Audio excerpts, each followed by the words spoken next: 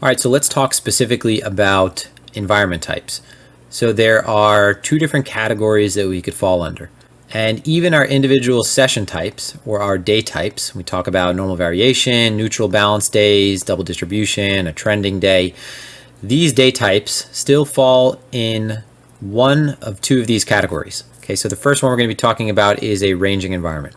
This is also referred to as consolidation, a bracketed environment, and the market does spend a majority of its time consolidating in ranging environments. It goes from consolidation to impulse out of that consolidation to trend back to consolidation, and this can occur with conviction over a long period of time in one direction, or this can be mean reverting within a larger range, right? So ranges are marked by a few things, okay? In an individual basis, if we're looking at an individual day, it's marked by balance, it's marked by symmetry, okay? But this is just an individual day, right? If we're trading the following day after this and we're looking at this structure and basing our trading decisions around this, we could say that we're coming out of balance, or we're potentially going to be coming out of balance. This, for this individual session, had more of a ranging behavior, okay? But this is just one day. This is just one session. What we're going to be talking about is a range that forms, okay? So a range that is beginning, which might not be marked by structures that look exactly like this, right? The range might be marked at first by trending periods, followed by periods that look like they're consolidating and forming more balanced profiles, and then still by trending periods. But the greater structure will be balanced. If you were to look at the structure as a composite, it'll look like a much more balanced structure. So if we combine, these last few days, you can see that as you combine these days, it begins to look more balanced, right? It looks more symmetrical. We have more of our volume, more of our participation towards the middle of the structure, and you see that there is a pretty even distribution. Now, when we undo these, though, it doesn't really look like that under the surface. But this is going to get into one of the key features of ranges and how they begin, and it is how trends end.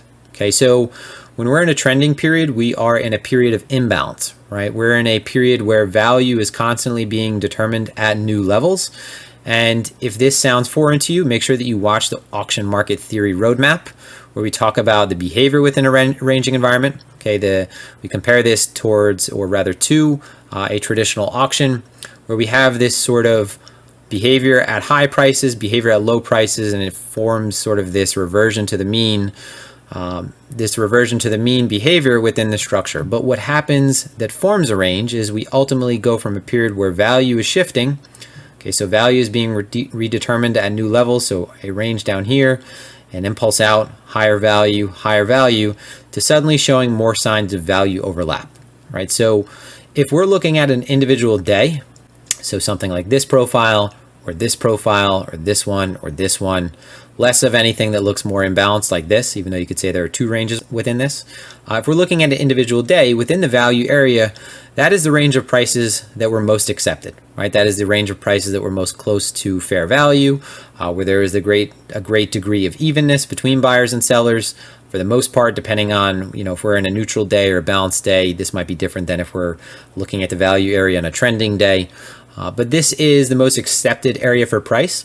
So when we see that we go from a trending period, which has value being determined at constantly shifting levels, to now having value overlap, that is one of the signs that we look for to set up for a potential trend that is forming. A potential range that is forming. So this is where one side of the market loses control, right? In this case, buyers are in control. They're constantly shifting value up. You're constantly looking at price extending to the upside, getting aggressive towards the upside. This is more substantiated by using order flow and then getting into this rotation factor as well. But then we begin to see value drop and then value begin to line up. So it goes from a period of imbalance to, even though these individual daily sessions might not immediately be balanced, they're beginning to form a more balanced range. So typically at the high, you'll see a great deal of volume, a great degree of buying and selling volume, followed by a big spike to the downside, and you'll have this initial splash effect, okay, where you'll look as an anchor initially just to your low and to your high to form some type of extremes for what range will form within this structure. Now, the highs and the lows might be marked by certain behavior once a range formed, right? If we're looking to take advantage of a range transpiring over a longer period of time, we're expecting some type of mean reversion, right? We're expecting potentially, initially rather, for continuation within this range, not change. So there are different ways to use the term continuation. If we're in a range, continuation means continuation in respect to the highs and the lows, in that we're coming off the lows and mean reverting towards the center, coming off the highs and doing the same thing. So the highs and the lows are going to be an increase in presence by the other side of the market. So if we just form this as a composite right here, okay, so after, let's say, this trending day up, so we have a composite, and we're imagining that none of these days have transpired yet. What we're going to do now is connect these to see how they transpired after this. What we're looking for is certain behavior after we see two levels are being respected.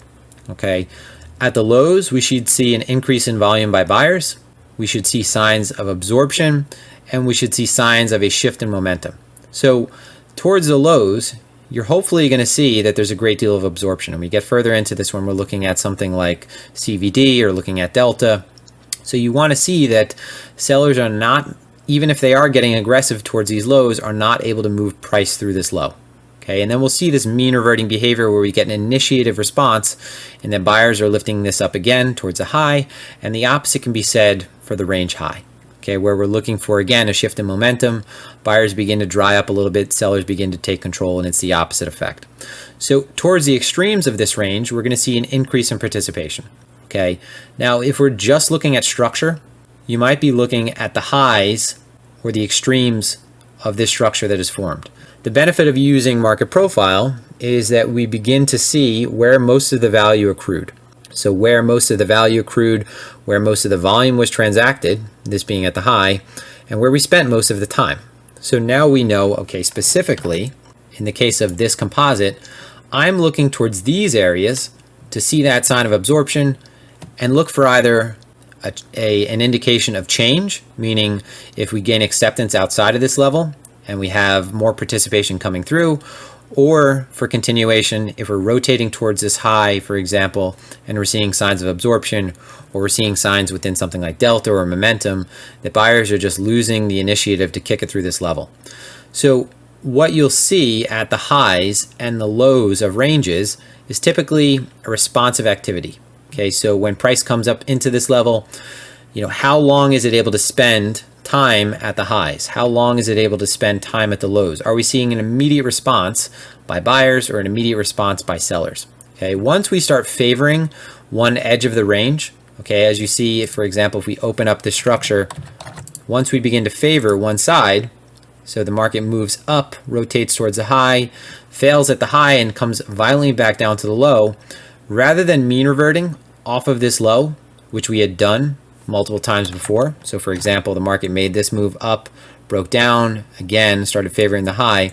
Rather than mean reverting back up, the market begins to fail much sooner. So what we start to look for is a favoritism towards one extreme over the other, which in this case is the low. And in this case, we're looking for change, which ultimately results in acceptance through this level. And by that, we're looking for a change in participation through it. We're looking for buyers and sellers willing to do business at lower prices. But ranges are characterized by this sort of mean reverting behavior within the structure. And the benefit of using TPO is being able to identify this value area through the use of a composite like this, where we're able to, even if it is back-to-back days like this, so if we look at two structures like this where we have overlap and it exceeds the previous structure, so this day is entirely inside this day, so now we could begin to form an idea of where most of our business occurred, where the balanced area was, and where we should look to for potential acceptance outside of. So if we look at this structure right here, we'll open this up, we'll see that suddenly prices are able to gain acceptance towards the top side of the structure. There is no major indication of rejection. So we talk about acceptance or rejection, and rejection would be something like this, right? A wick, right? We're looking for a large wick on a candle, or we're looking for a tail, in this case, a selling tail at the high. What you don't see is that outside of this range, we have any of that. We're looking at, rather than continuation within a range, we're looking at change occurring. So ranges are characterized by balance. They're characterized by an overall level of symmetry. And most importantly, what we see with ranges is immediately we have this value overlap. So as we get into trending environments, this will make more sense in how we determine that a market is shifting from a range to a trend. And then, as we just said, how we determine it's shifting from a trend to a range when we begin to have this value overlap. And you have to think about each of these individual days, the benefit of using TPO, as this is its own range, right? This is compressed, though, in a way that immediately, in a very visual feedback way, gives us the indication that this was balanced. Okay, and we know that over time, individual days within a range might not be balanced, but the overall structure is showing balance between two extremes. Okay, so balance, symmetry, value overlap, that's one of the things that we look for to see that a range is forming. Okay, and an overall level of agreement between buyers and sellers, right? So we could begin to look at other ranges as well. So we'll just zoom out or zoom in, go back to other we'll find new ranges. Okay, so for example, the market down here moves out of an area of balance, so temporary area of balance. We have a trending day, we have a liquidation structure, this double distribution, and the signs that a range is forming are when we have back-to-back days where we have inside structures. Okay, so we're looking at this entire range right here that is an upward drifting consolidation. So we would say that that would likely have more of a chance of breaking upward than downward, but the same concept is over here, right? We're looking at multiple areas of value shifting, value being redetermined at a new level, a trending day upward, and then again, the indication of a potential trend at play is when we start having value overlap.